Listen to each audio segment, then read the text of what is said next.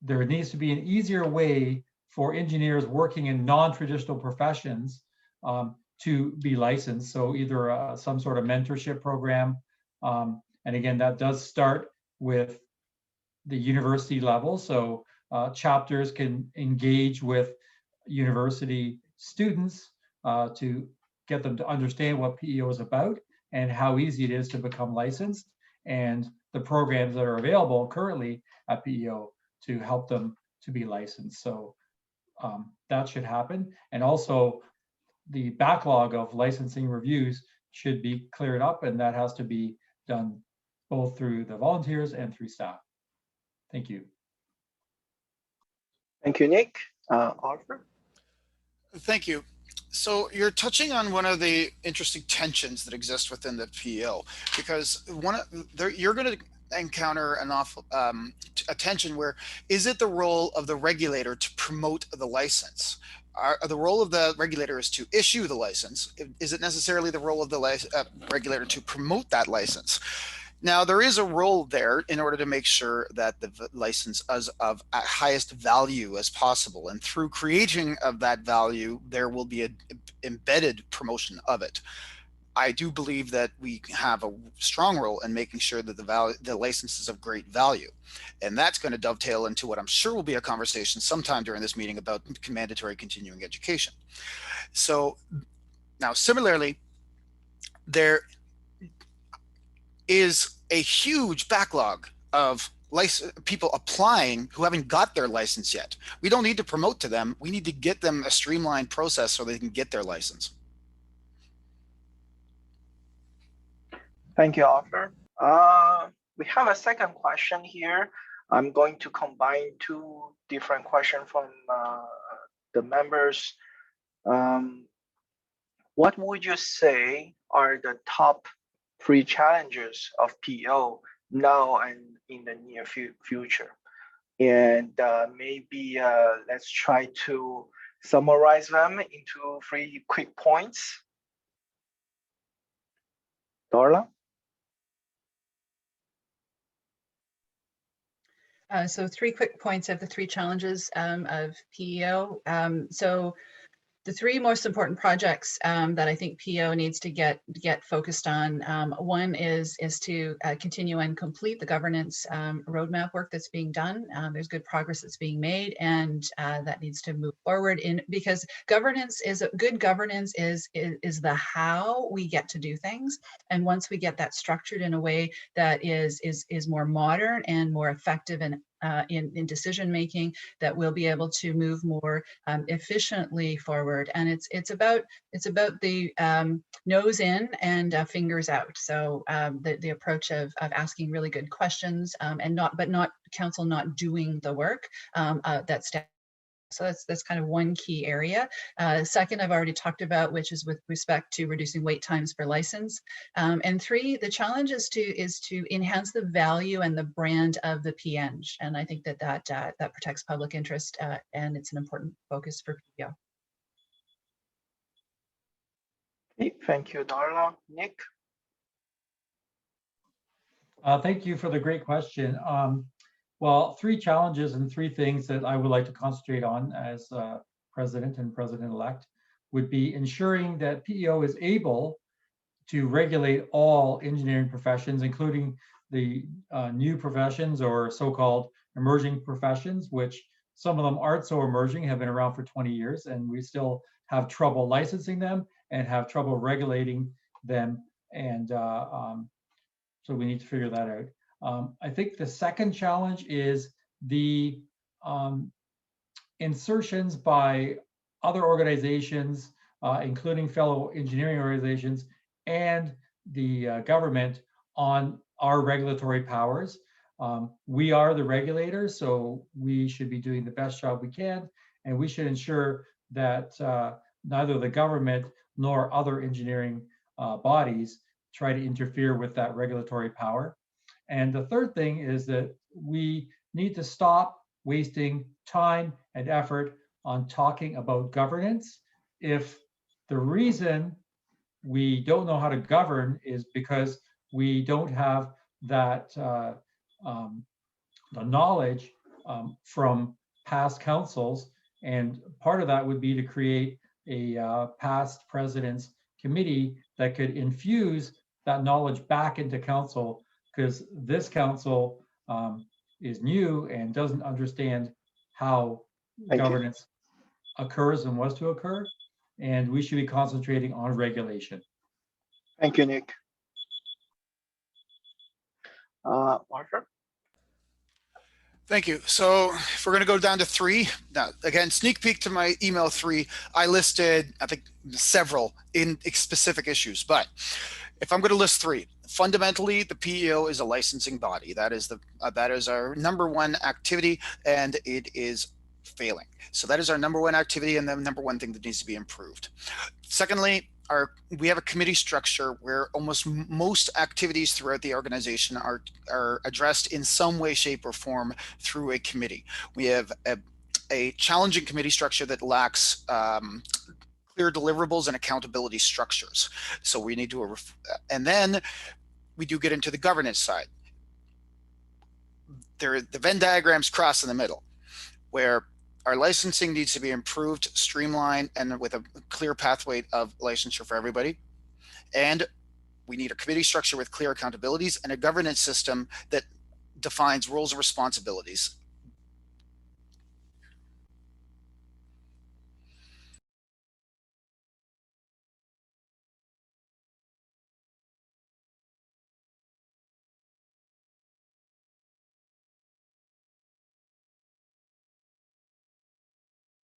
You're muted. Sorry, I was on mute.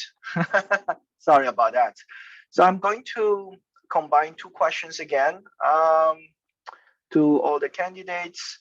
How are you going to make PEO more visible? Currently, it is very old school. What do you mean by modern, especially in Darla's speech?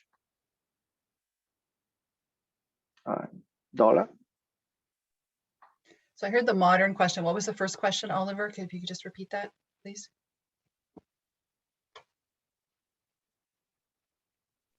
So the question is how you're going to make PEO more visible. Visible. Okay, thank you.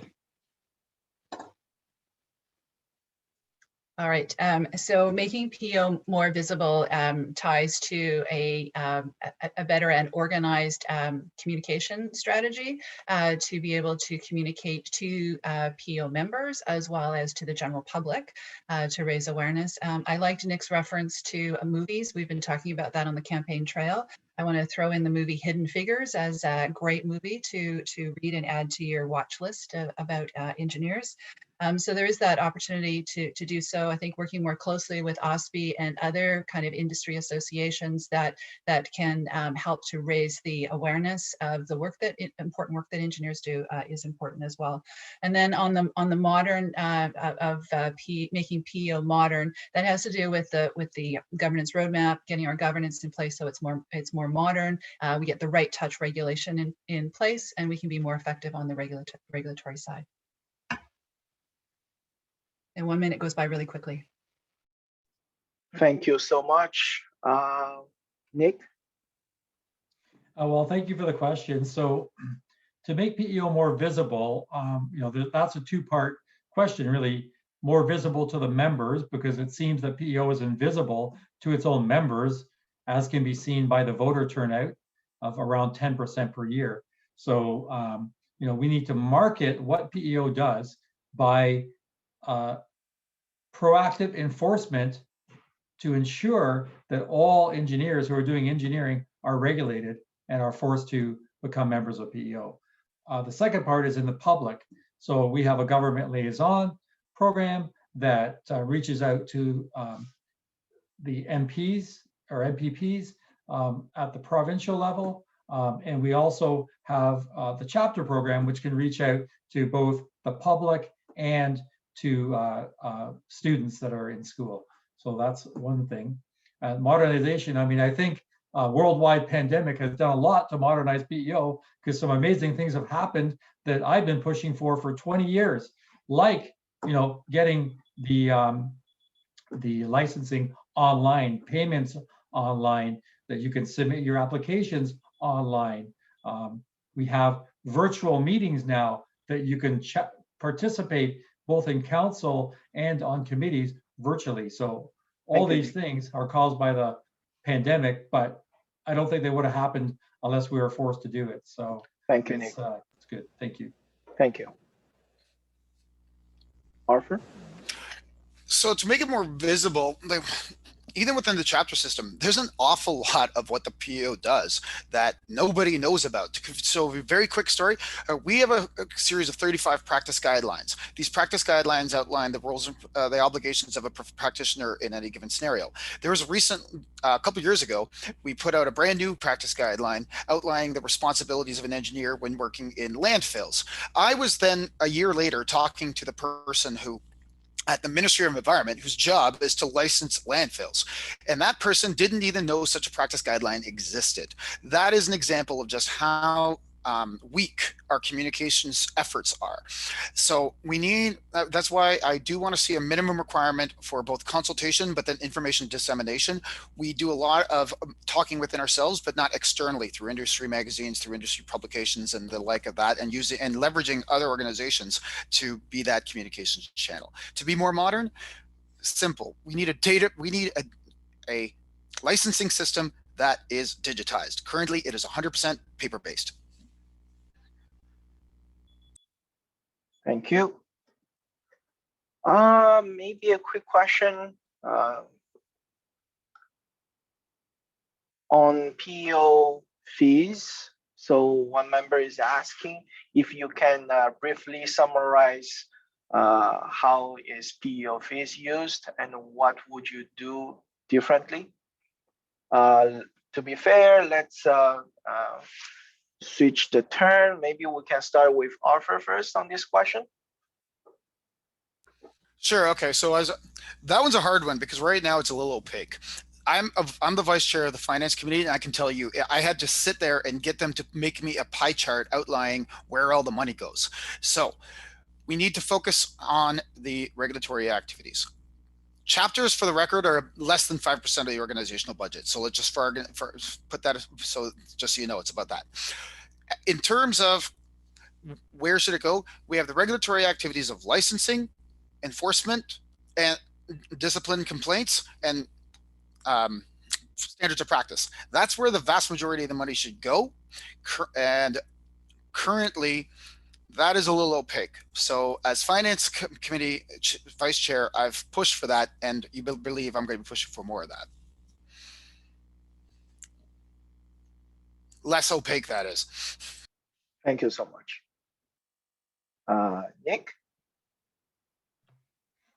Thank you for the question. Well, I was also on the finance committee when I was on council, and every term that I was on the finance committee, we pushed for a balanced budget to ensure that PEO fees are not wasted and spent in a proper manner. You know, if you look at some of a good majority of our fees are spent on salaries for staff.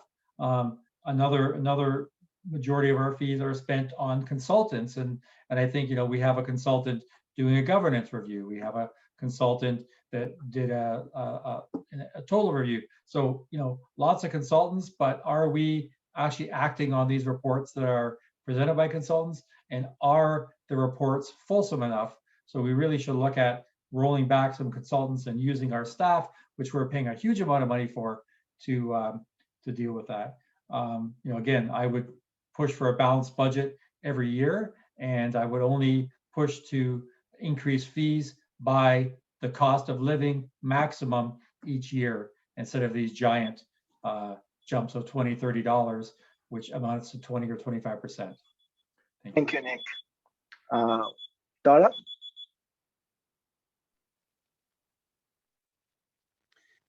So the biggest opportunity with PEO fees and the money that becomes revenue for PEO as an organization is to put measures in place to identify how that money is being invested towards the outcomes that PEO needs to be achieving. And so this is kind of this outcome-based reporting with respect to, are you getting with the investment that you're making in that particular area of operation, are you getting the output that you're looking for? So we're looking for key performance indicators, we're looking for measurement, and we're looking to see progress and improvement. And so thank you for the question. I think it's an important one. We all want to be financially and fiscally responsible.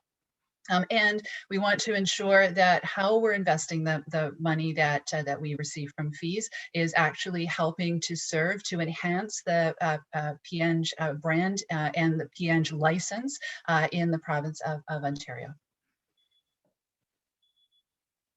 Thank you so much.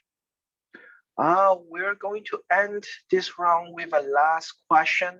We're going to allow 2 minutes for this question. It's a big question, so for all the candidates, as you know, we have many members who don't even know what's the actual PEO role, and that's probably one of the contribution of why we have such low engagement from the licensees. So the question will be, how can you summarize the main role of PEO, and what's your plan in the role as a president-elect that you're going to improve the engagement, and also how to improve the PEO's regulatory role? Again, we're going to follow the same order as our start first.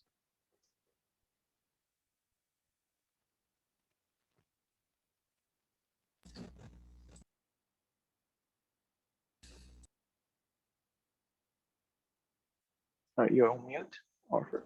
Oh, I'm up. Sorry, I didn't catch my name. So wait, just so we're clear before you start the clock on me. So is this our essentially last question / closing arguments, or are we doing something, or is that? Yeah, that will be a part of the closing argument, and you have 2 minutes. Yeah. All right. Thank you. So, and all right, you're saying what? And if you can reiterate one more time for me. Yes, for sure. So with the low member engagement, we understand that many members don't even know what's the main PEO role. So can you summarize what are those roles, and how can you improve the regulatory PEO's regulatory role if you're elected president-elect? Okay, appreciate it. Thanks. So thanks for the clarifications. So one of the things I wanted to do since I was a chapter chair is have every committee member have as a price of admission to being on that committee is to be part of the dissemination process via the chapters to outline every work that they do. So we have things like you've got experience requirements committees, you got licensing committee, professional standards, legislation, finance, the academic requirements, complaints, discipline, enforcement, equity and diversity 30 by 30. If you're on one of those committees, part of your price of admission of being on part of that committee or being a member of that committee is to disseminate in large part via the chapters that the message of that activity. And since just about everything we do is through a committee, that will create such a grassroots incubation of the communication, but also two-way communication, because once people see what is going on in those committees, there's going to be an appetite to be part of them. The reason for the chapters largely is as a breeding ground for our self-regulatory process, both for our governance and council, board of directors, but also members of all these committees. So I really think that we need a little bit more integration between the chapters and our committees, such that we have that both communication of what they're doing and a breeding ground for people to be part of those committees to do the good work that they do. So if this is my closing statement, I want to just, I got 20 seconds. Thank you very, very much. If any questions you had that hadn't been addressed, please go check out my information on the PEO's website and on my website, arthursinclair.ca. And please do connect with me on LinkedIn. I'm having lots of conversations, and I've been really touched by all the nice messages I'm receiving on LinkedIn. So please do connect with me if that's of interest. Thank you very, very much, and have a great day. Thank you so much. Let's go with Nick. You're on mute, Nick. Nick, sorry, you're on mute.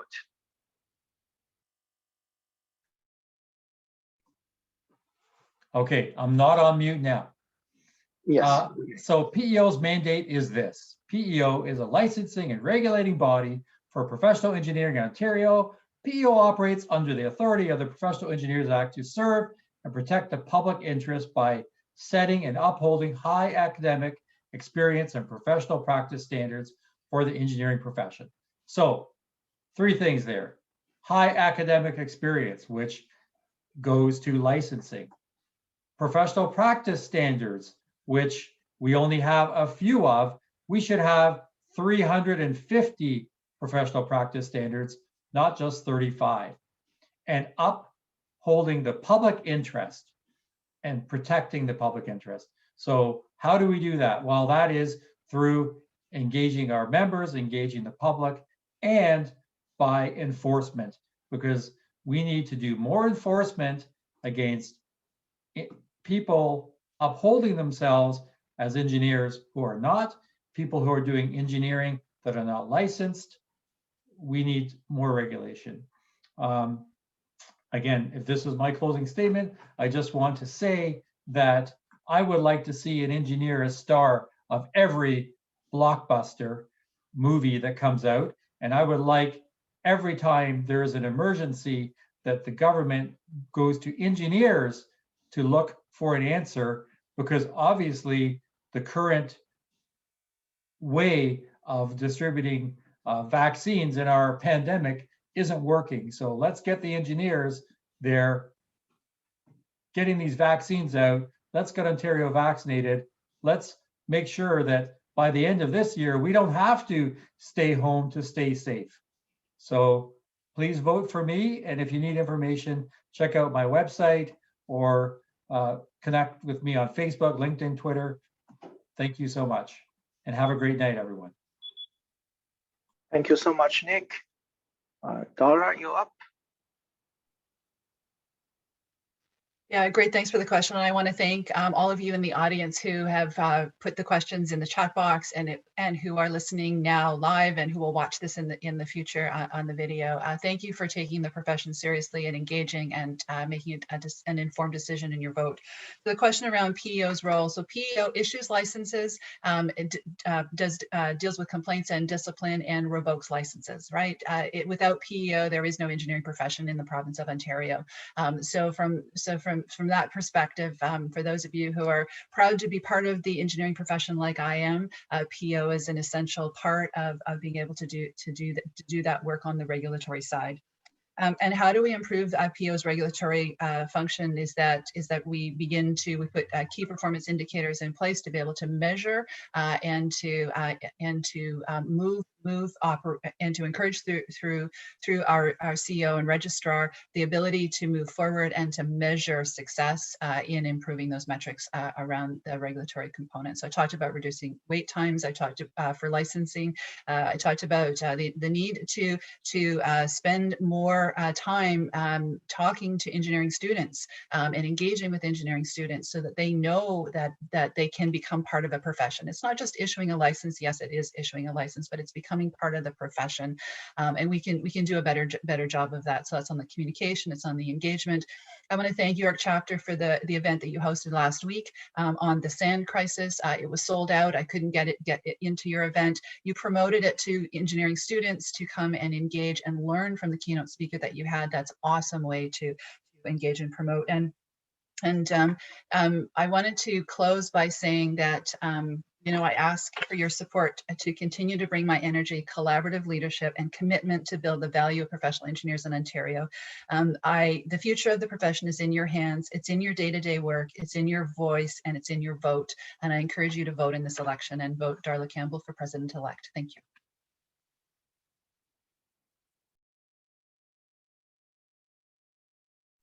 Thank you so much, Dara, and thank you so much to all the president-elect candidates.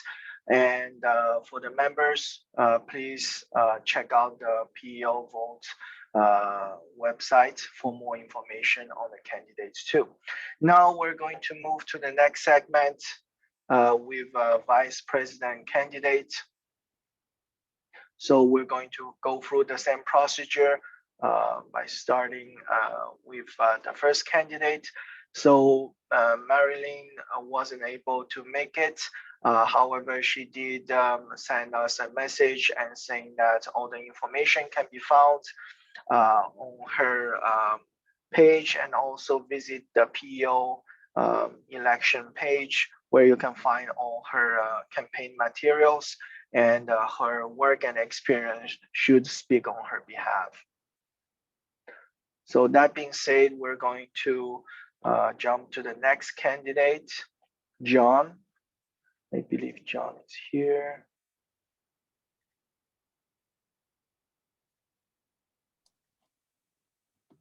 Awesome. Hi, John.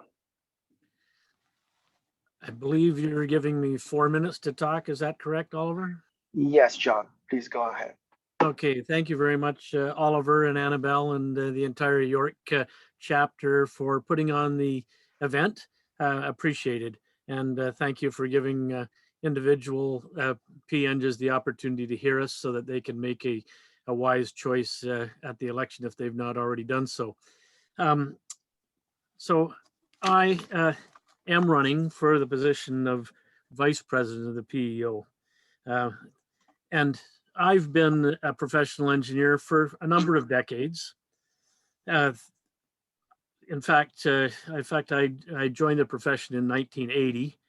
I've actually retired from my normal active work, but I've got another contract job at the moment.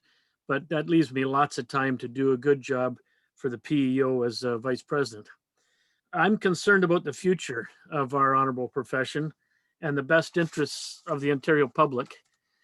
Competent engineering in all its capacities is critical to the long-term good health of the province, and a healthy, well-run PEO is critical to our engineering profession. As we all know, the world continually evolves, and we must correspondingly evolve skillfully to remain relevant in this world. But we must continue to protect our core values for which we've been created for the greater good of the province and our people. We got to strengthen our profession through adept management of our regulatory authority, and this should be a common goal for all of us. I bring to the council table considerable enthusiasm, sound judgment, and experience to positively add to our efforts to achieve these goals.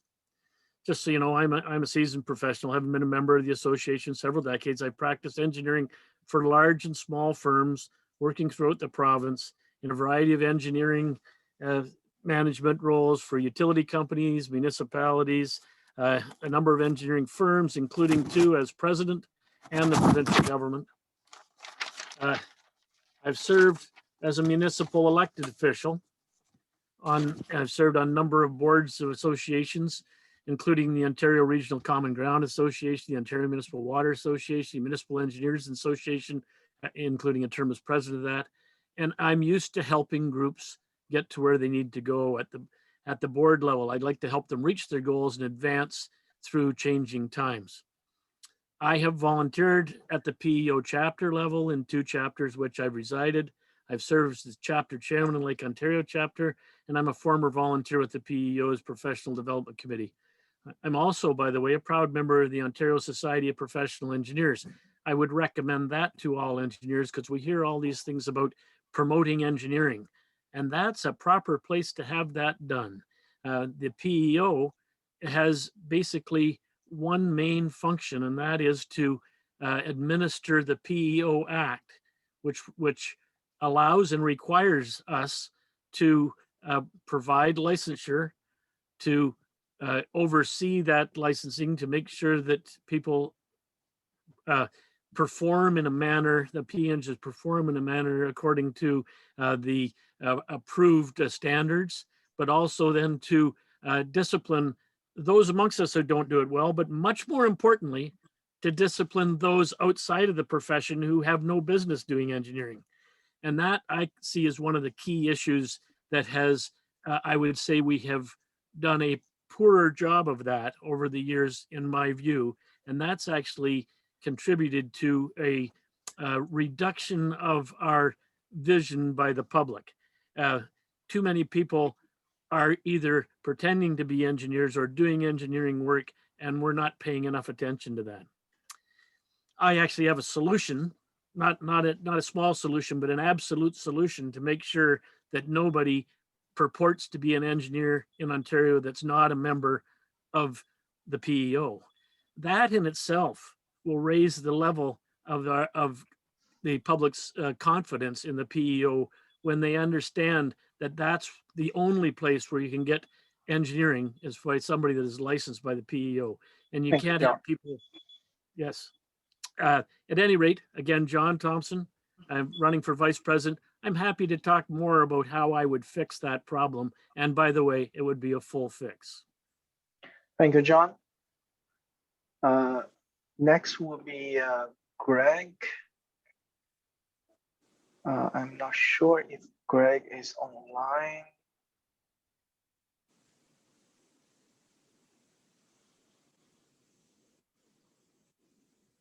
All right, so unfortunately, Greg cannot make for tonight.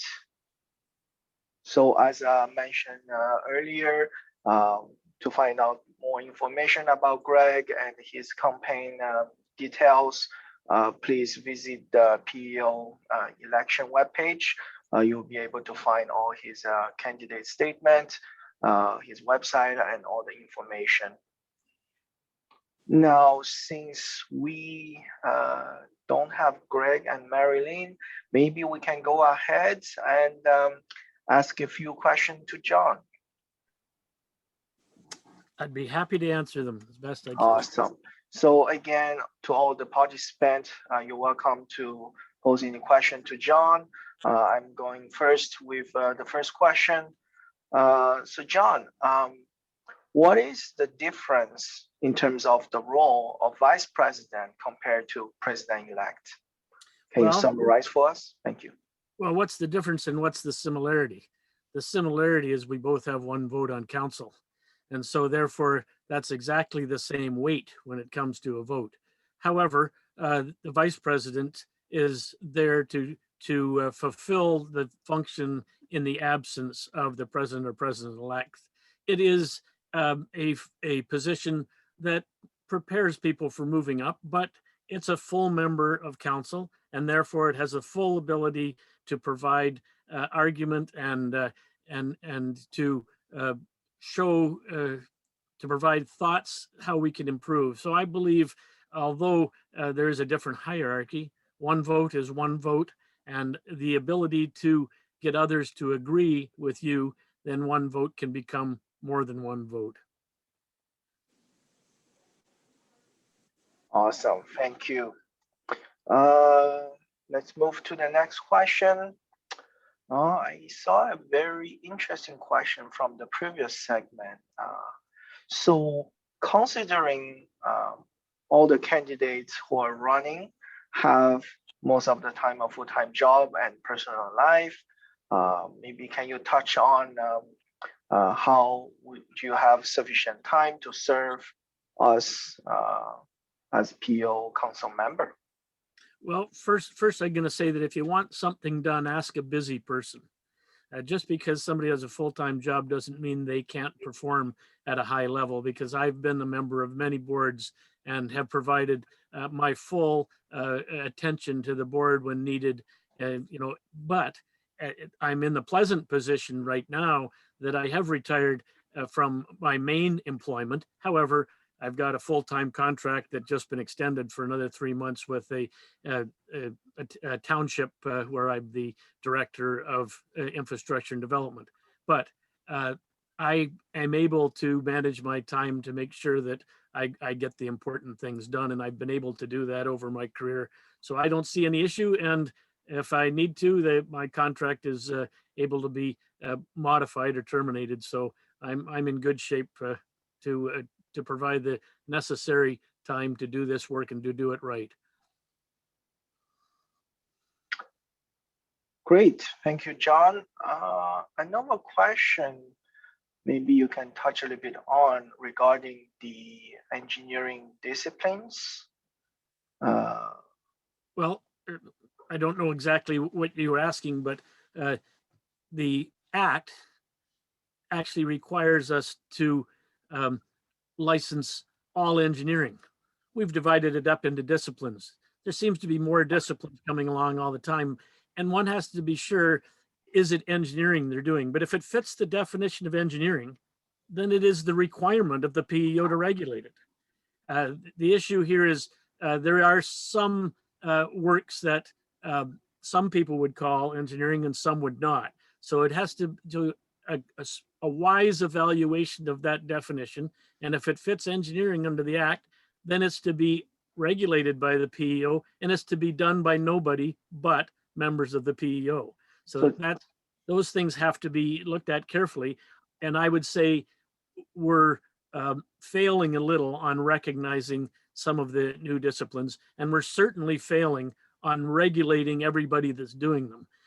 We have modest control. All we have control over is our membership, and we spend far less effort than we should on making sure others that are not licensed refrain from providing engineering services because it's illegal, other Great, than John. in the industrial exception. Great, John, it's actually a very long question, so just want a follow-up to that. So basically, we're asking why the evaluation of engineering experience and the selection of discipline is decided strictly by PEO. And do you have any solution to this issue? Maybe just quickly touch base on that. Well, I think one should declare what discipline they are applying for. Legally, of course, if you're a PN, you can operate in any discipline at all, but our code of ethics tells us we must have confidence that we're providing services to the proper standard before we provide it in anything other than that which we have our own experience and competency in. So, of course, a licensed engineer would only perform in the discipline that they have confidence. But I believe as far as if one's determining a discipline, they probably took their training focused at a certain discipline, and they should be able to declare which one they're applying for, and then prove that they have the qualifications for that and be licensed accordingly. And all of this dovetails with the idea that there probably are more disciplines than we currently are recognizing. Okay, thank you, John. Let's move ahead with the last question and your closing remark. So similar to the question to our president-elect. So can you elaborate a little bit more on the regulatory role of PEO as you previously mentioned, and what's your own plan in terms of about the new regulatory for licensing and etc. Again, the PEO exists because of the PEO Act, and it exists to administer the PEO Act, and it should make sure that the massive bulk of everything that it does is pointed in that direction, and precious little is doing something else. That's one thing, and that is about licensure, oversight, discipline, etc.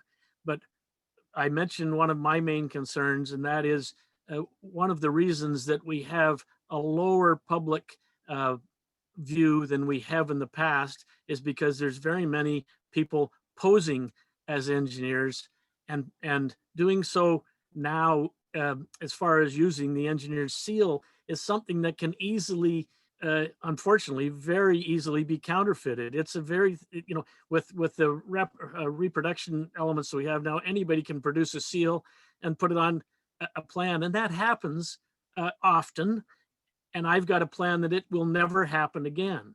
And it's a very simple, eloquent plan, and that would be every time the seal is used, that the member, and the member only, with their membership number and their PIN, would go on the website, get a verification number that would be written down beside the seal, and then any member of the public or any member that's looking at any person can look up both that number and they'll know whether or not it was used for that plan. And so a non-engineer reproducing somebody's plan would never be able to have that verification number. And so therefore the public in a minute on the web would find out, well, that's not appropriate. And then the PEO could properly go after to that individual for breaking the law. And you know, is that the only thing that happens in Ontario? No, but it happens far too often. And when that happens, the confidence level in engineering is dropped considerably. So that's one of the first things I would introduce. And I can't imagine anybody sitting around a PEO council table that wouldn't want to strengthen that thing. And that is a modernization issue as well. Every engineer in the province now is on the web at least once a day or 50 times a day. So that's an easy thing to manage. And it would also give the PEO an understanding of what the individual members were working at. And so it'd be a way even to check that they were fulfilling the requirements under the Code of Ethics. So it's got a lot of advantages, and that's something I'd like to see done. Thank you, John. Governance roadmap on right now. Well, let's get through that. There's a plan to do that, and let's make sure we're governed well. But also let's make sure that we're focused on the key issue for the PEO. Okay, thank you, John. Well, thank you so much. I got lots more to say if anybody wants to talk to me, and certainly if elected, I'll have lots more to say. Awesome. Thank you so much, John. Appreciate that. All right. Let's move ahead with the next segment, which is our candidate at large. Unfortunately, Dayush will not be able to join us tonight. You can again find all his campaign information on the PEO election website. Mr. Moderator, am I not going to be given an opportunity to speak? Oh, hi, Greg. Okay, let me see. Sorry, Greg. We started without you because we didn't see you during the roll call. But yeah, sure. Well, you didn't see me because you didn't send me the link for the Zoom connection. Oh, I did. Everyone has received No, you one, but no problem, Greg. Please go ahead. Okay, let's go. What would you like me to do? So you have 4 minutes for your candidate statement and to answer those 3 questions that I send you in my emails. Well, I'm not going to make a 4-minute speech. I think no problem. The time is long past for us to be talking about all these things. It's time we started doing things. Specifically, we've got to get PEO back on track.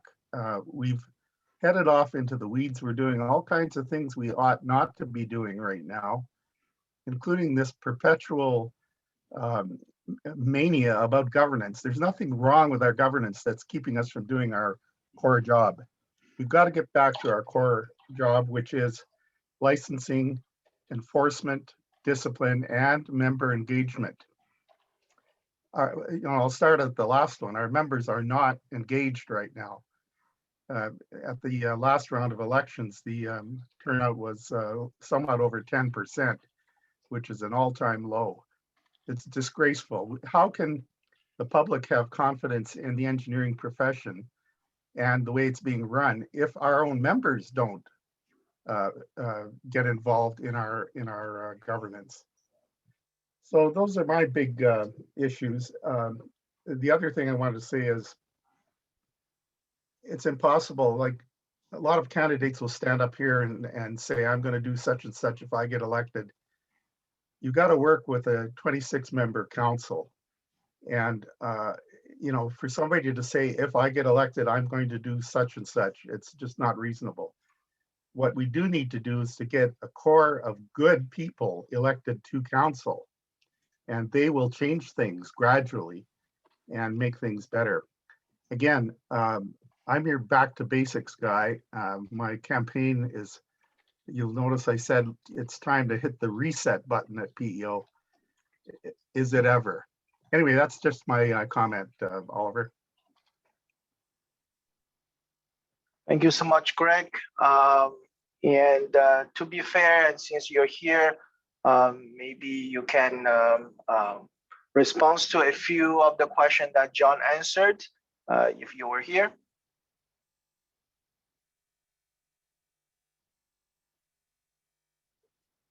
Greg, you're on mute. You did send me 3 questions here, and I'll go through them. The first one is how important are PEO council elections?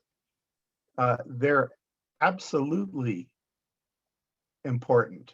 And as I said, I'm shocked that more people are not participating in these elections. Maybe they've just got to the point where they're disengaged and they don't care anymore, and that should not be. That being said, it's very difficult to make changes at PEO because of the way our election structure is set. You can only turn over 1/3 of the council in any given year. You have multiple terms for certain positions, and we have about 1/3 of the council that's appointed. So that's an obstacle. The other question is about member engagement. Well, member engagement has been my middle name for the last 10 years at PEO. I've been involved in several groups, including EFE, OEDC, and OEGD, which have been pushing for changes at council in recognition of self-governance. Governance means governance by the members. We are the self in self-governance. The third question is how to capture members' needs at the grassroots level. Well, that's obvious, communication. And we are not doing communication very well. We've suspended the paper edition of Engineering Dimensions. It's very rare for a councillor to ever visit anybody in the chapters. And the other thing about communication is it has to be bidirectional. And what we've been getting lately is council going and doing things and then sending the communication down the line. The communication doesn't seem to be going in the other direction. Anyway, those are my answers. Thank you so much, Greg. I'll give you also some time for your closing remark, if you do have one.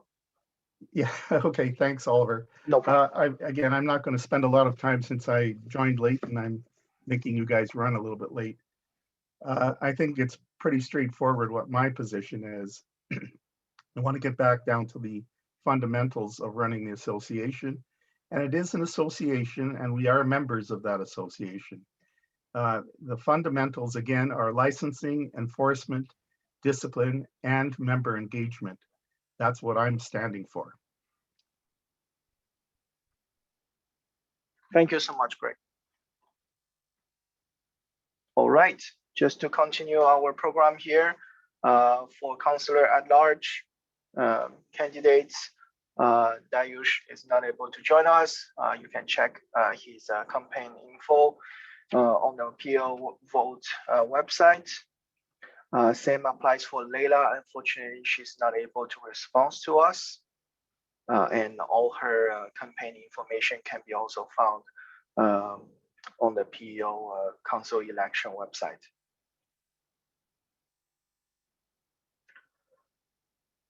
And now we turn to Patrick. I believe Patrick is with us tonight.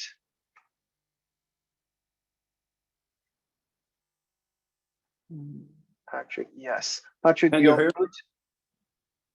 Can you hear me? Yes, Patrick. Okay, thank you.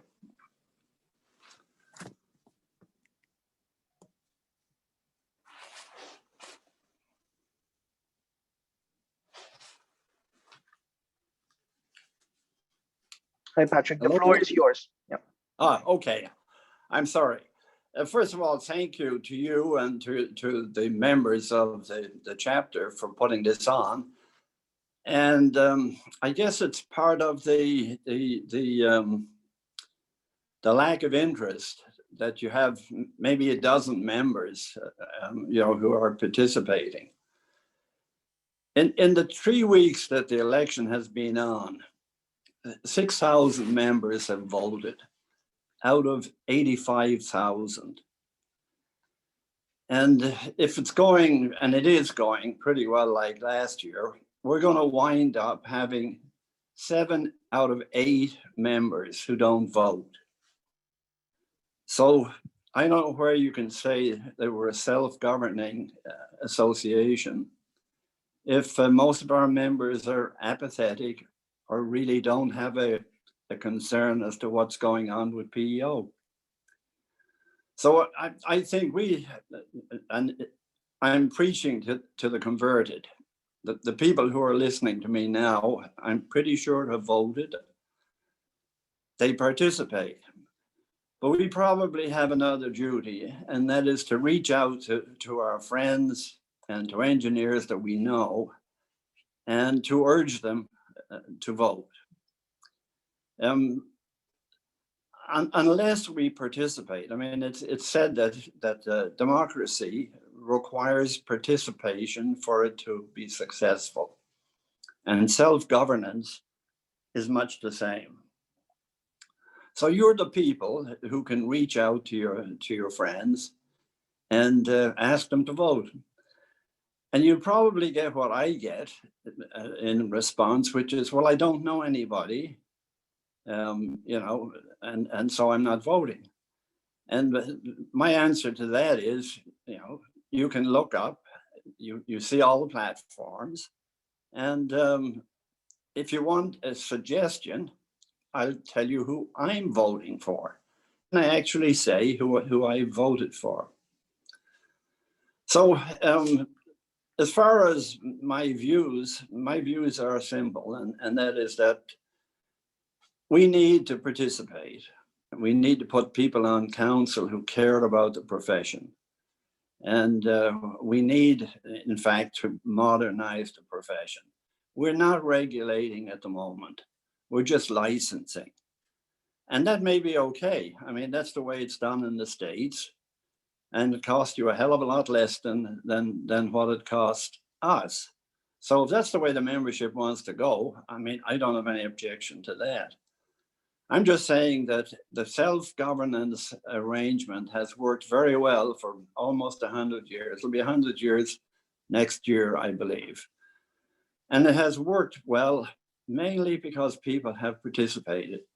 And we've run into situations along the way where PEO has sort of slipped off the rails, and the members have come back and have forced it back on to the progressive way that we expect our profession to go. So I'm hoping that, and I believe we're actually at that stage now, we're really at a crossroads. We have a disruptive world where, I mean, you could have Uber engineering tomorrow, where, you know, some big, and some of the companies are huge that are licensed, but they could just decide to go off on their own, and we would be really powerless to do anything about it. So there's a new world which has taken place in the last 10 years, changed dramatically, and we can't govern the way we governed 100 years ago. So we really have to regulate in a different way. And we have to actually explore what are the real things that the engineering profession can do for society, and what can PEO do to license and to regulate the profession in the benefits for the benefits of the society. So that's my point of view. If I can answer questions, I'll be happy to. Thank you, Patrick. And we know that you have been with volunteering with PEO for a long time now. Just going ahead to ask you a question. What are you planning to do differently to make any positive change if you're elected as the councillor-at-large that is different from the past? Well, what I would like to do, to be honest, is to have a conversation. And so I would like to bring to the council a proposal to have a conversation about where we're going in the future. What is the future of the profession? And what's the future of PEO in it? I'm not close to any of the potential things that might be done, but I think we should involve the members. We should involve other engineers across the country. We should be able to put together an inquiry group, or a task group, whatever way you want to talk about it, and to formulate a plan. And we need to do it very quickly, because the way the world is moving nowadays, you don't have 10 years to make a change. By the time you've made the change, the world has gone on. And that's been our problem. We haven't been able to move at the same pace as society is moving. So I would try to inspire councillors to agree to have a fast, comprehensive look at the profession, and to come up with the way in which, if you don't have a plan for the future, you really don't have a future. And so that's what I think we need. And it's not about governance, incidentally. I mean, we're spending a pile of money having somebody sitting in council telling the councillors how to operate. I mean, I find this so utterly ridiculous. That's not the way we need to go. We can govern ourselves. It's a very simple proposition. But we do need to be looking at the real issues in society, and they're not how we govern ourselves. Thank you, Patrick, for your insights. So let's end this with a closing remark. Sure. As I said, I appreciate the fact that there are a number of people who've actually tuned in tonight. And so I want to say thank you to those folks. And I would ask them, if you've seen something here tonight that you like, get in touch with your friends and encourage them to vote. And God bless you all. Thank you so much, Patrick, for You're joining welcome us tonight. Thank you. Okay, so to respect everyone's time, let's move to the last segment, which is the East Central candidate. So first up, we have Christopher. Unfortunately, Christopher cannot make it tonight. He did send us a video that we're going to play shortly. But again, you can find all his campaign information on the PEO website. So let's see if we can play that. Hello, PEO chapters and members. My name is Christopher Shaheen, and I'm running for East Central Regional Councillor. PEO is changing now more than ever, both in this organization and politically.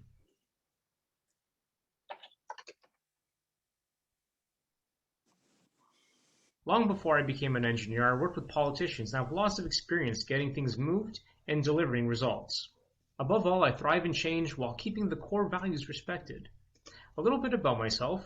I have 10 years of professional work experience in the electrical engineering industry, along with an educational background in project management, Six Sigma Black Belt, and risk management from Schulich's downtown campus, all which can bring value at the council table. Some items on my platform include getting rid of peak and stopping mandatory continued education, and enhancing the PEng value as engineering jobs are being replaced by non-engineers all over the industry. I'm a strong believer in PEO fundamentals, protecting the public interest and enforcement. In this position, I assure you I'll work hard on your behalf. I'll work smart on your behalf. I'll show up and listen and do everything in my power to make this self-regulating organization of engineers the best that it can be. Today, I'm looking for your support to choose positive change and reliable representation. Some of you may recall meeting with me last year's annual general meeting, and I hope I can count on your vote this year. If you have any questions at all, please email me at shaheenchris@gmail.com, check out my platform on PEO's candidate website, or message me on LinkedIn. Thank you for your time, chapters. Thank you for your time, members. And if you want to make your vote count, vote Christopher Shaheen. Thank you very much. All right, thank you, Christopher, for his message. Our next candidate is David. I believe David is with us tonight. Yes, I am. Hi, David. Hello. So please go ahead. The floor is yours. Thank you. Hello, everyone. I want to thank the York chapter for organizing today's meeting and the opportunity for introducing myself. My name is David Kegel, and I am running in this year's PEO election for the East Central Regional Councillor position. Professionally, I have been a PEO licensed engineer for over 42 years. I worked for Ontario Hydro and its successor company, Hydro One Networks, for 36 years. I retired in 2013. At retiring time, I was manager of reliability standards. With respect to PEO, I am a member of the East Toronto chapter and have been an enthusiastic PEO volunteer since the early 2000s. My voluntary activities have been mostly in the licensure area.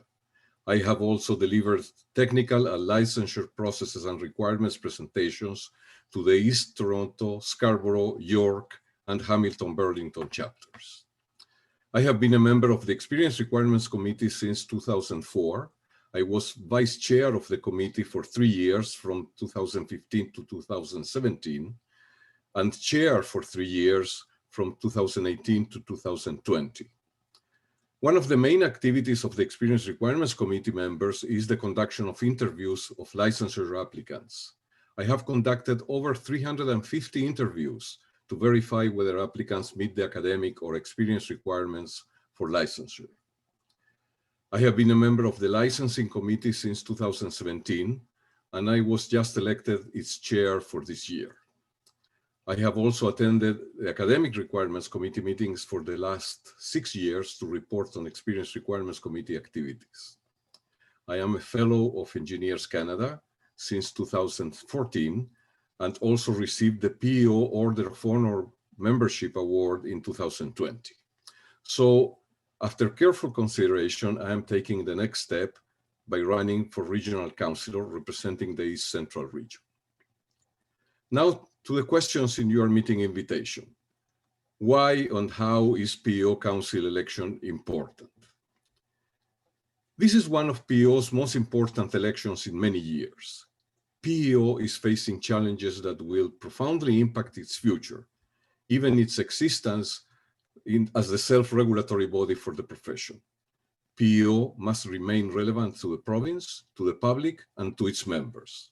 Council composition is critical. Councillors should be knowledgeable, honest, and transparent.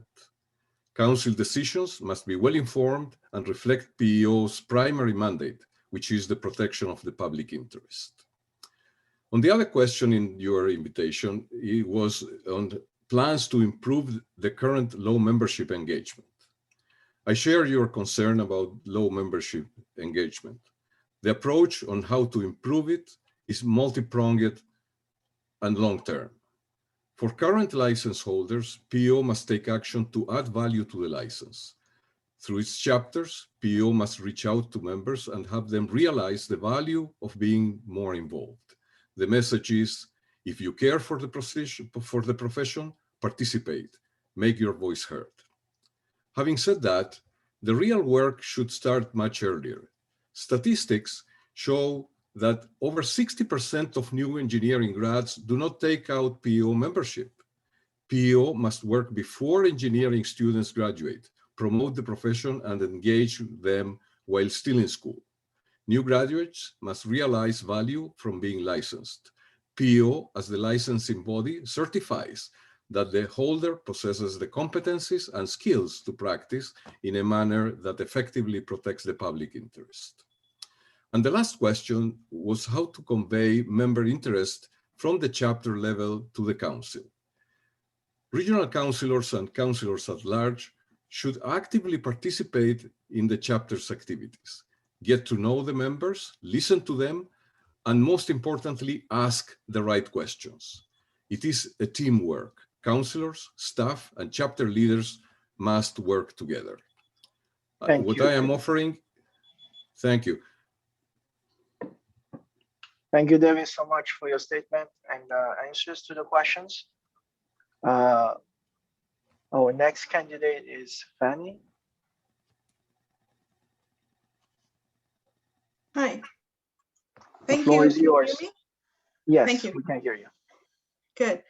So hello, and thank you for the opportunity to speak at your event. My name is Fanny Wong, and I am running in this election for East Central Regional Councillor.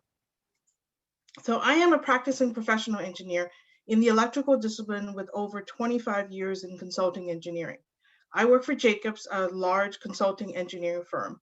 And at Jacobs, I connect and integrate many disciplines, practices, technologies, and solutions together to promote innovation in new and tried technologies. With this experience in engineering leadership, I understand what makes PEO relevant.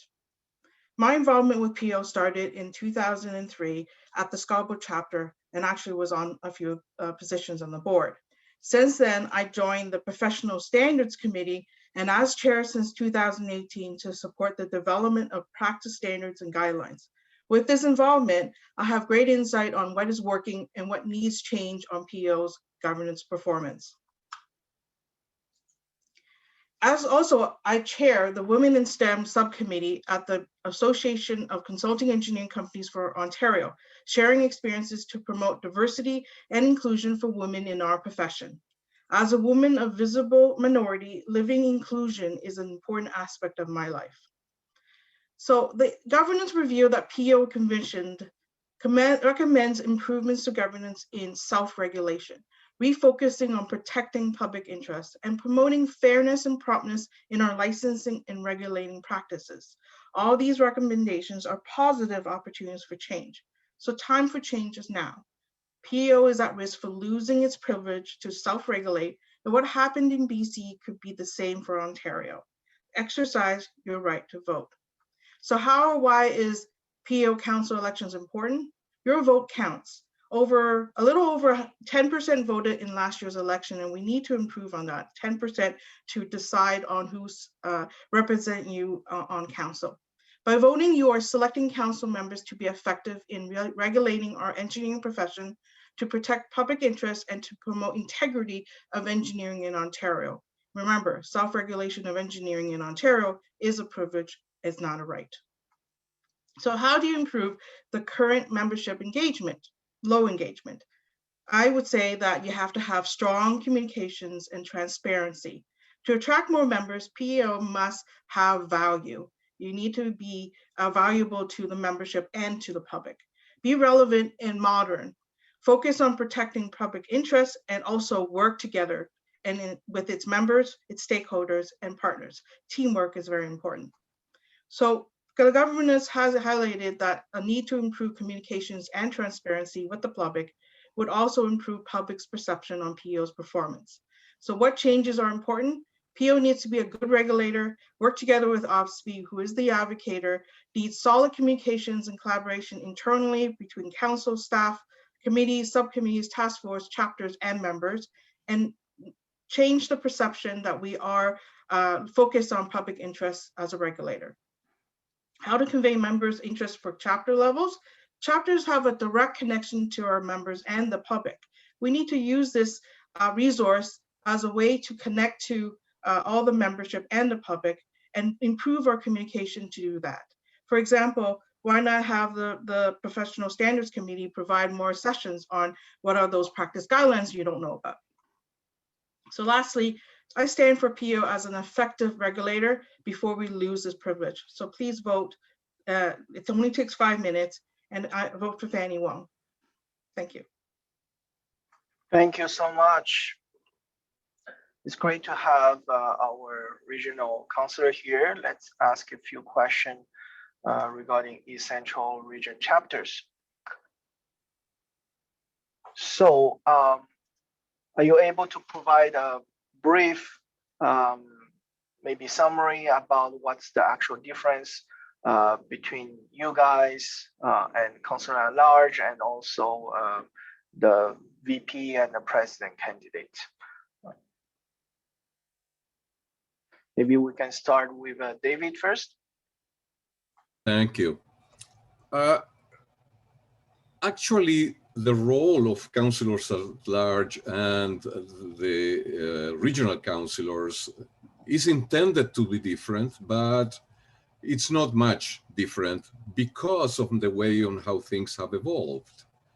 The idea is that regional councillors have or must have a very deep contact and work together with the chapters.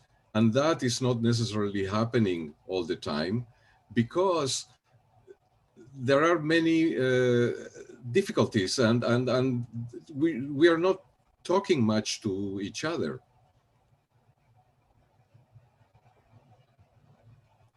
Okay, thank you, David. Fanny? Yeah, I pretty much echo what David is saying as well. I think every member of a council has a job to represent its membership. I think the regional councillors in this case have a more focused representation of all the chapters within the region and the opportunities to be able to reach out to each of the membership through the chapters is very important. I think this pandemic has highlighted that we can do things virtually as well as in person. Obviously, in person is great. And I think that was one of the things that drew back on prior engagements with chapters is the opportunity to travel because we have a really large region.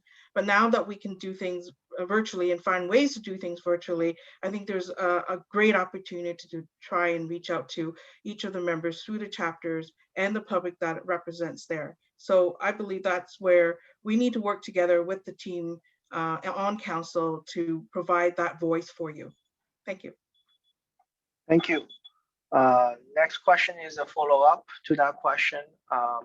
So if you are elected, what is the first thing that you're going to do to improve this procedure, conveying, what as a link between the chapter and the council? Maybe we can start with Fanny this time.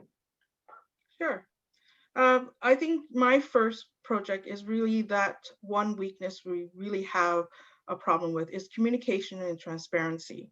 In order for us to, indicate how, modern we are, how relevant we are, we need to be able to connect with our membership. Improving our membership involvement and engagement is very important. And I think that is the number one thing. Just using and relying on engineering dimensions and relying on our website is not enough. We need to kind of meet the people, see the people, give them a face that they can talk to and relay the information or the questions they have up the chain. So representing the chapters and being able to discuss this and have communication and provide that education about what PEO does is important. Thank you. Thank you so much, David. Thank you. I think the key in all this is communications, is to really work together with the chapter leaderships to participate in the chapter's activities, to listen to the members, to ask the right questions, and to actually proceed to protect the interests and really follow up on the things that members have to say. Okay, great. Thank you so much. My next question is, as you guys know, the East Central region is very diversified. We have many internationally trained, locally trained engineering graduates, engineers. What's your plan in promoting this diversity, promoting the licensing among all this, diverse group of people, newcomers? Can you maybe provide a brief summary on that? David, your turn. Thank you. Thank you. PEO has started an initiative, I think, several years ago, and it has a task group, the 30 by 30, which is really trying to promote engineering amongst the females, especially. But the work actually it does not necessarily have to start with people who are already graduates and are not necessarily interested in getting a license with PEO.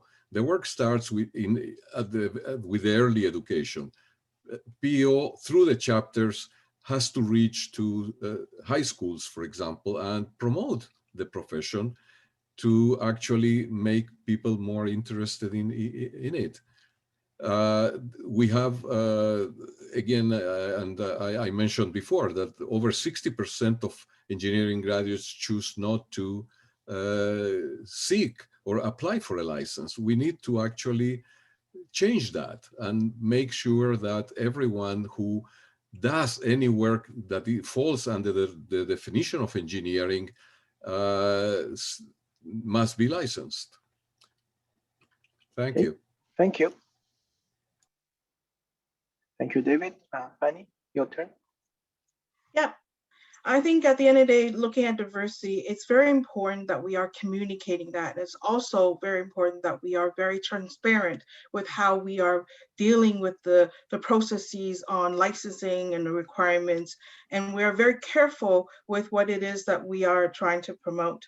I do know, working on the PSC, one of the things that I think most engineers have not had the experience to do, and I encourage those who want to volunteer for a position or a role in writing some of our practice standards and guidelines, is to understand what is required of the Act. What does it mean to determine what is competency, what is qualifications, and also to be able to be transparent about, well, why is one getting a license and one is not getting a license? So all that stems into communications and being able to be apparent to what we need in the engineering profession. And also to be able to be licensed, we need to be very transparent on how we select that and how we put forward those processes. And right now we don't have that, and that's important to us. Thank you. Okay, one more question regarding our local experience here at the chapter level.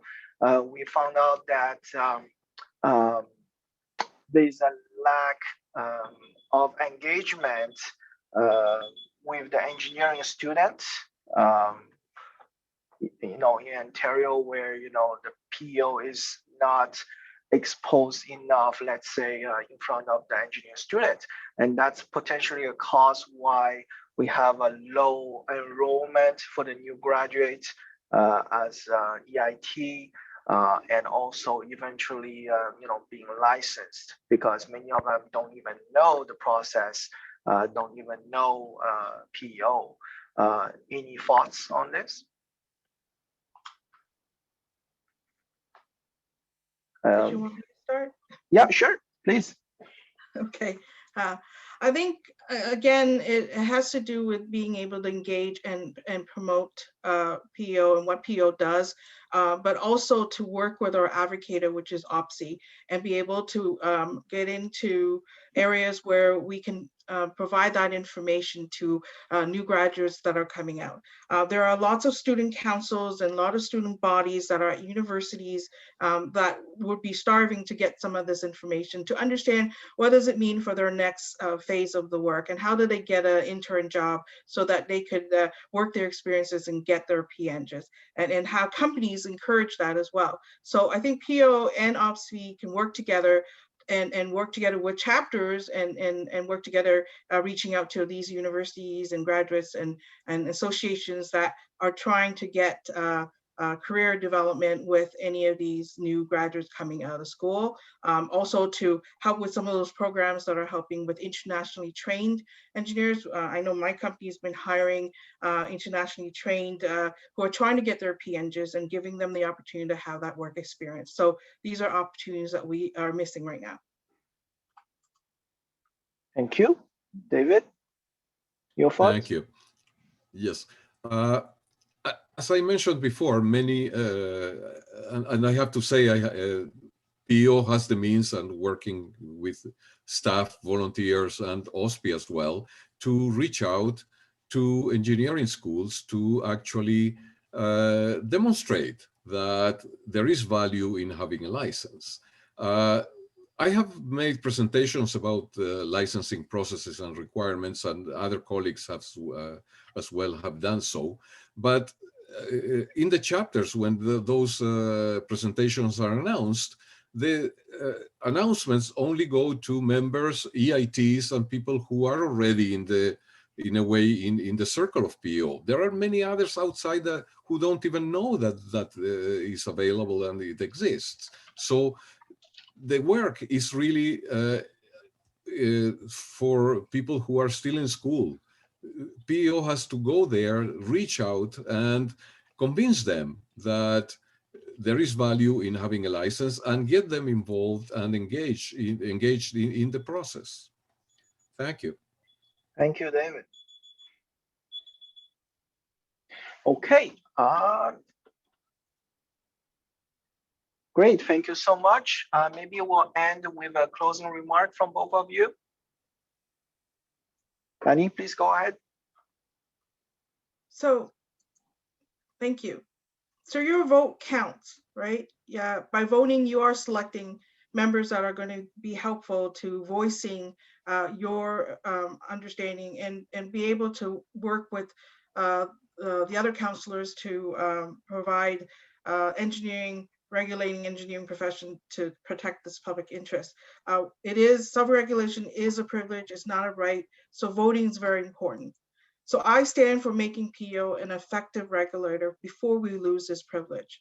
During this election, I urge you to vote for change, for fairness, for doing what is right for our profession, and for a stronger PEO. Please exercise your right to vote. It only takes 5 minutes to participate, and vote for Fanny Wong, your candidate for regional counselor in East Central region. Stay healthy, and thank you. Thank you. David? Thank you. As we all know, the deadline for voting is fast approaching. And if you have not voted yet and you care about the engineering profession, vote.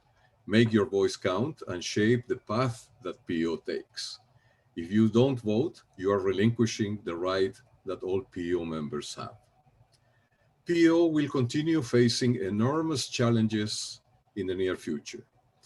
If the appropriate actions are not implemented, PEO will become irrelevant to the province and to its members. PEO has been slow in reacting and adapting to the changes around us. The current pandemic has only made more apparent the urgent need to modernize the way PEO functions. Council is fundamental in developing policy and providing direction on how PEO is organized and how it functions. Council members must be well informed, and their decisions must make PEO proceed in the right direction in meeting its mandate of protecting the public interest. I am asking for your support in this year's PEO election. I offer my extensive experience acquired through many years of volunteering for PEO and other entities. I have the knowledge and understanding to help PEO advance in its mandate to protect the public interest, ensuring that practitioners safeguard life, health, property, economic interests, public welfare, and the environment. So I would appreciate your support. Vote David Kegel for East Central Regional Councilor. Make your vote counts. Your vote matters. Thank you. Thank you so much, David. Thank you to the candidates. Since we are a little bit early on the time, I'm going to go ahead with the next part, which is the instruction with the votes first. And then if we have a few more minutes, we might open the floor to any questions to the attendees. So please don't leave and stay for more questions opportunities. So just to talk a little bit about the vote process. So how to vote? I have received quite a few emails after we sent out our e-blast for this meeting. So you should have already received your voter ID and PIN from Clear Picture. They are a licensed contractor from PEO who is taking care of the vote in 2021. Now, the email that they sent is the email that you use to register with the PEO website, your PEO account. So if you went to spam or you no longer use that email, visit contact information down there, PEO@clearpicture.com, and a phone number that you can contact them to ask for assistance. Now, if you did receive your information, you just have to go to the PEO Vote website and then click on Vote Now, enter your ID PIN, and follow the steps. As candidate mentioned, it's really easy. It doesn't take more than 5 minutes. So again, to emphasize, you still have time to vote. You have 10 more days. The deadline for the vote is on February 19th at 4 p.m. So we really want to see an upstream, interest from licensees for this year's vote. We're all working from home. You have more accessibility, and we really hope the voter turnout rate doesn't turn down, but turn up moving forward as of this year. Great. So again, thank you everyone, and thank you all the candidates. If anyone has any question that would like to ask any candidate live, you can actually unmute your mic. We'll limit to 1 or 2 questions and the response of 1 minute from candidates who want to respond. Any question from the floor?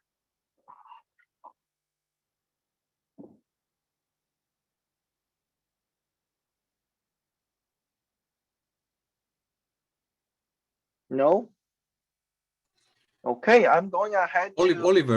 Oliver, one thing on your slides before on the instructions to vote, I would like to warn everyone that the phone number that appears there, the area code 844 is the correct one. In the first email that PEO sent to all members with the instructions to vote, there was a wrong phone number. It had the wrong area code, and many people have been contacted. Many people have been trying to call that number with getting only a busy signal. So make sure that everyone who needs to contact Clear Picture uses the 844 area code and not the other one in the other email, which was 877. Thank you so much, David, for clarification. Okay, so I will take this opportunity to ask this challenging question. So there's a lot of discussion that we have, concerning PEO-OSPI relationship, but I want to focus on PEO's regulatory role. Okay, so can anyone maybe summarize quickly your view, your plan, and how can you address these members' confusing situation, talking about OSPI all the time? What's your plan? What do you do for PEO's regulatory mandate, and why it's different from OSPI?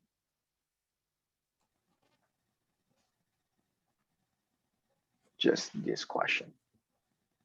Anyone want to go ahead?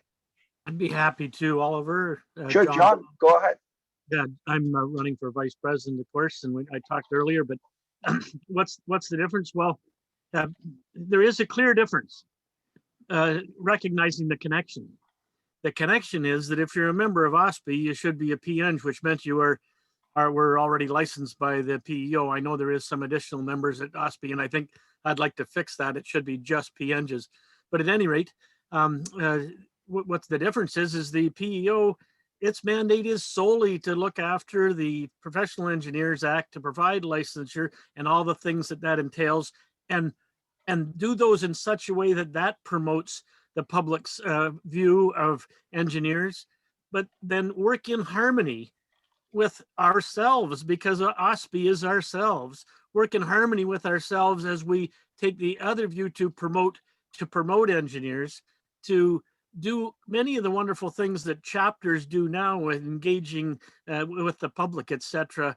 But they're clearly different roles, but they're different roles for a similar goal: to improve the profession overall, to get a better review by the public of our profession and that which we provide, but we need to do those things separately but in harmony.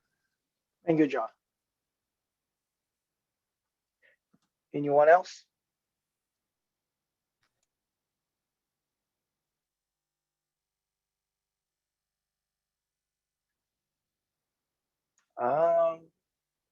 No one? Are we doing this? Yes. All right. You got me. Am I still on camera? I can't even tell. Oh, there we go. Awesome. Switch to my phone. Oh, there we go. I can't even see what I look like. I probably look like hell because I'm about. Oh, there we go. So the question's about roles and responsibilities between OSPI and PEO. Yes, about you know, the importance and what's your plan in regulatory role of PEO. Okay, so I see the okay, so as we all know, we don't really like talking about, the PEO OSPI relationship has been strained, and one of the reasons for it is we're kind of in each other's lane a lot. So here's one thing I do know: in a nonprofit organization, which both PEO and OSPI are, you got to have clear mandates and people stay in their lanes. So what I want to do, and you'll see this on my email blast that comes out next week, that I would like to just to rebuild that relationship. I've called for 3 joint initiatives where we can both agree, and we both there are elements of agreement. There's going to be elements of disagreement, but that's my first step in repairing the OSPI PEO relationship, which is we're going to 3 activities, and we're going to move forward with them. We're going to put the other things aside, and then we're going to work on those first and then move on. So that's awesome. my plan. Thank you, Arthur. Maybe someone from the councillor-at-large and East Central.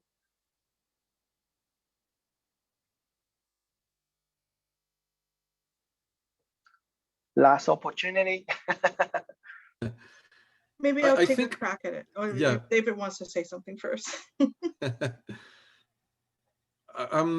I would like to echo Arthur's words. Really, we need to work collaboratively with OSPI, but we have to define better what the roles of each one of the entities is. PEO's role is licensing and regulatory. OSPI is the advocate body of the profession, is the promoter of the engineering profession in the province of Ontario. PEO regulates, but we need to, I think that there is the opportunity, together with continue working with OSPI, but define better, re-emphasize the different roles that the 2 entities have. Thank you. Awesome. Fanny, your last words? Yeah, I just wanted to add that OSPI actually grew out of the PEO Association in 1999, if people didn't know that. And it was reason they grew out that is because they needed to have a separation between who is advocating for the profession versus who is regulating the profession. And so it's similar to the law society that advocates for the lawyers. They have the bar that looks after the regulating of the lawyers and their actions. So PEO is there to enforce the act, to make sure that we are licensing qualified individuals to do engineering work, and also to make sure that we are showing and teaching and encouraging our engineering profession to stay in line, and we have enforcement to make sure that any complaints or disciplinary actions need to be taken. Whereas with OSPI, we need to work really well together with them because they are the ones who are there to promote that profession and also to be able to help educate also the profession. And, you know, you're talking about bringing in, you know, new membership. You know, OSPI should be there with us to do that. So we need to find ways, like Arthur has indicated, to find ways to make it work and to work together with them. Thank you. Awesome. Thank you so much, everyone. If we have no one else. Okay, great. Thank you again to all the candidates. I've got a question here. Yes. Brian Ross. Hi, Ross. The last question, okay? Yes. The legislative mandate, the prime one for PEO, is to protect the public. The engineers that engage primarily with the public are the certificate of authorization holders. My concern is, how does PEO ensure that engineers who are offering their services to the public are doing so in the most appropriate manner, so we don't have accidents like the Algo Mall collapse or the accident at with the stage or other things that have happened. It appears to me that PEO is always coming in after the fact.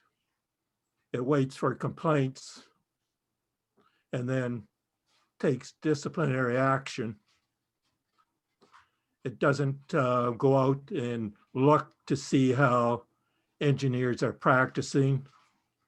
In my discussions with people in some other professions, the medical profession, the pharmaceutical profession, their colleges actually go out and examine how their members are practicing. I can give you one particular example. I was sitting in my family doctor's office, and I noted he had a temperature measuring device on his refrigerators.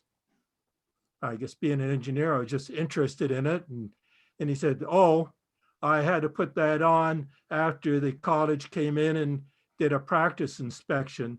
They said, because I'm keeping vaccines in the fridge, I have to monitor the temperature in the fridge to make sure that it stays within range and give me an alarm if it ever goes out. So Ross, thank you for your question. I believe it's a very important question, especially regarding how PEO regulates. And I believe many candidates already have mentioned a few points on that. So I would like the candidates to keep it very short. Thank you. Oliver, I'd like to give a quick answer to that. Thank you, Brian. That's a very big question that needs to be answered. And if you heard my earlier discussion on the use of the seal, and that's actually how the certificate of authorization holders and engineers in general, provide their advice to the public through something that is sealed, either a certification, a report, or a plan, etc. But if the use of that seal was more greatly regulated and understood, then the PEO would even know what that certificate of authorization holder was doing and would be able to ensure that that was within their realm of expertise, and to be able to check, because of, this right now, nobody knows how many times a person's using the seal or who's using it for, or in fact, who is using the seal. I propose that we need to know a lot more about that in a foolproof manner, and that manner is available to us. Thank you, Oliver. Thank you, John. Anyone else who would like to quickly just respond to that? One more candidate. Sure, if I can jump in. Sure. All right. I actually so for the longest time, I've done the same thing where I compared the engineering practice to lawyers and doctors, largely because I've got some in my family. It has occurred to me that we are actually a lot more similar to the accountants, because accountants have a license, and their regulated activity for the most part is primarily auditing financial statements. The vast minority of them do that. So they've come up with a regulatory structure that applies to the majority, while there's only a minority of them working within a regulated activity. I think that's a lot more applicable to what we do in the PEO, where we do have 80,000 people, yet it is not 40,000 of them doing activities that would fall within the regulatory regime of the practice of engineering. So where I look for a little bit more guidance, and they have done a lot of work recently. I've researched their bylaws and regulations. The accountants are worth looking at. Okay, thank you so much.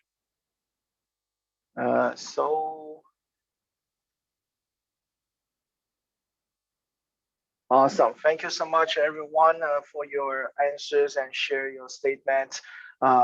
Thank you again for your time to join us tonight, and good luck to all the candidates in the upcoming election. And I would also like to thank you all the members who are able to join us tonight. And also we're going to post the recording online, and hopefully we can have more members involved and engaged in this year's election and also moving forward. All right, so I'm going to call the night here. Thank you so much. Please, everyone stay safe and have a good night. Thank you, York Chapter. Thank you. Thank you. Thank you.